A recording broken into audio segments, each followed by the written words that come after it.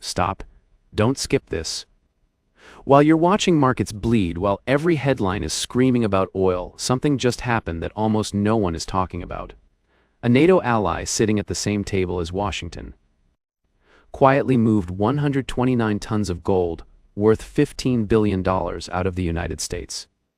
No announcement, no press conference, not a single warning, just action. And if you think this is just a technical move, you're missing the bigger picture, because that country just sent a signal, not with words, but with physical gold. What they did, how they did it, and what it really says about the system, and about every dollar you're holding right now. That's what we're about to break down. Welcome back. You've just stepped into a story that most of the world isn't ready to understand yet. And before we go any further, if you're not subscribed yet, think about it this way. You wouldn't walk into the most important financial briefing of the decade, sign the guest book, and then quietly slip out the back door, would you? Of course not. So do what the people who understand this game actually do. Hold your position. Hit subscribe. Right now. No rush, we'll wait. If you need to, grab your glasses, get ready. Good. Now, before we go deeper, leave a comment below. Tell us where you're watching from, and if you're comfortable, share your local time. Because right now, the same data being read in Singapore is being analyzed in London, being dissected in Karachi, and being tracked in New York. This is no longer a comment section. This is a global intelligence room, and you just stepped inside. Stop, because on the morning of Tuesday, March 31, 2026, the entire financial world was looking the wrong way. Every headline was the same. Oil surging. Iran escalating. The S&P 500 dropping hard. Analysts debated. Anchors shouted. Traders panicked.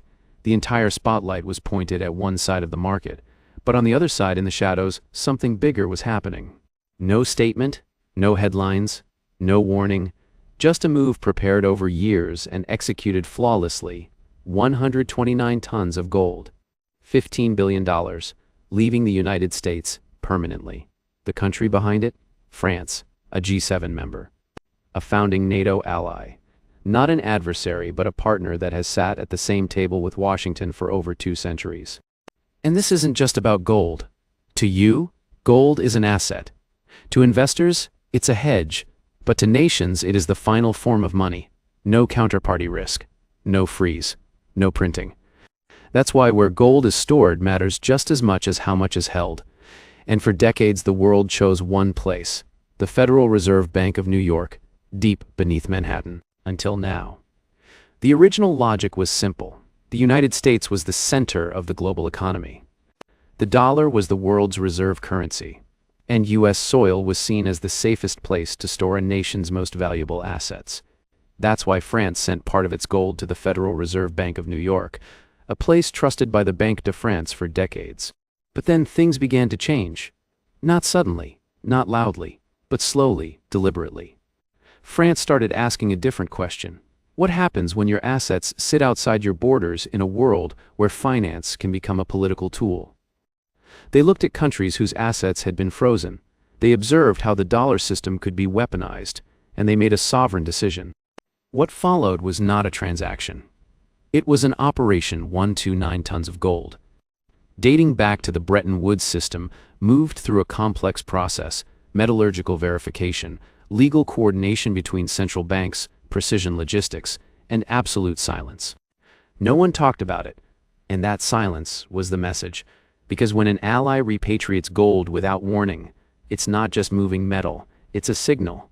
A signal written in the oldest language of money, gold. For decades, governments from Europe to Asia sent their most valuable assets to one place, the Federal Reserve Bank of New York, and trusted that it would always be there, intact, secure, and ready. That trust was never questioned, until France decided to change the game. When France began repatriating 129 tons of gold, the first challenge they faced wasn't political, it was the metal itself. This wasn't modern gold. This was legacy gold from the Bretton Woods system, bars melted from old coins, non-standard, with purity levels of just 90 to 91.6%. Meanwhile, the modern market, led by the London Bullion Market Association, requires 99.5%. And that changed everything. Every bar had to be audited, weighed, verified, matched against decades-old records. A technical operation executed from within the US system itself, but the most important move, France didn't just bring the gold home, they refined it, upgraded the entire stock to modern standards. The result? Not just asset recovery, but value creation. The purity differential across 129 tons generated hundreds of millions of dollars in added value. This was no longer a shipment. This was a strategy.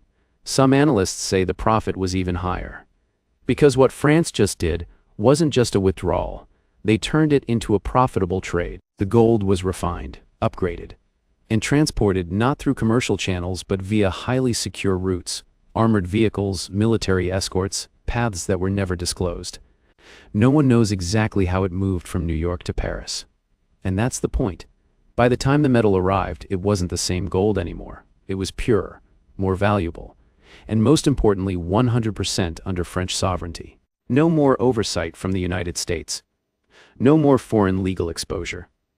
But here's what the world still doesn't understand. The hardest part wasn't the transport. It wasn't the refining. It was the decision that came before it, to stop trusting. When nations stop talking, they start acting. And those actions speak louder than any statement. No press conference, no explanation, just a message clear to those who know how to read it. To understand it, you have to go back to 1965, to Charles de Gaulle, the man who called the dollar system an exorbitant privilege, and didn't just say it. He exchanged dollars for gold and brought it home. In 1965, Charles de Gaulle didn't just speak, he acted. He sent the French Navy to reclaim gold. That wasn't monetary policy. That was sovereignty. And in 2026, France has just completed the next chapter of that same philosophy. There wasn't a single event that triggered this decision. It was the accumulation of signals that could no longer be ignored. First, geopolitics. A quiet fracture between Europe and the United States. Trade, defense, tensions within NATO. Second, power structure. The freezing of Russia's assets after the Ukraine conflict wasn't just a sanction. It was proof the dollar system can be weaponized. The message was clear: if it could happen to Russia in theory, it could happen to anyone. Third, the market COMEX and Shanghai Gold Exchange began to diverge. Physical gold flowed out of the West, inventories declined. The gap between real and paper gold widened. France saw the opportunity and understood it wouldn't last forever. So they moved. But this isn't just France. Germany, Netherlands, Poland all have done the same. These aren't isolated events. This is a chain reaction. And when a country like France, a nuclear power, a permanent member of the UN Security Council, moves gold, that's not administrative. That's a signal. Once the calculus of trust changes, it doesn't revert back. And the question now is no longer will others follow, it's who's next? Stop. Because the question now is no longer whether this will happen. It's how much, how fast, and in what sequence. France is not the first to repatriate gold, but it may be the country that just broke the final psychological barrier. Because if you zoom out and look at the full map, beneath Manhattan, inside the Federal Reserve Bank of New York, there is still gold belonging to dozens of nations. Not symbolic reserves, but in many cases, substantial portions of national wealth, sent in a different world. A different system, under assumptions that no longer hold. We've seen this before. Germany, 674 tons, then Netherlands, Austria, Hungary, Poland. Each time packaged as a technical decision, an administrative restructuring. But if you look closely enough, this is a pattern. A quiet withdrawal, coordinated and accelerating. What makes France's move different is that they completed the full cycle. Not just withdrawing gold, but proving that it can be done quietly, done profitably, and done without triggering a crisis. The value of that proof may exceed the $15 billion itself. Because when one nation proves it can be done, they're not just solving their own problem, they're opening the door for everyone else. This is the domino effect. And once the first piece falls cleanly, the question is no longer who can follow, it's who will follow. And when nations begin pulling irreplaceable assets out of the system, they're not just moving gold, they're repricing trust. They're hedging against risks once considered impossible that are now becoming possible. And understand this clearly, nations don't act on hypotheticals. They act on probabilities they believe are real.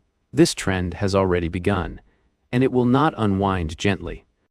The real question now is, how does this affect your business, your portfolio, the currency you hold, and the entire financial system you operate within? Because when the foundation shifts, everything built on top of it must shift with it. And what comes next is the part no mainstream financial channel will fully explain to you. But that is exactly where things start to get interesting.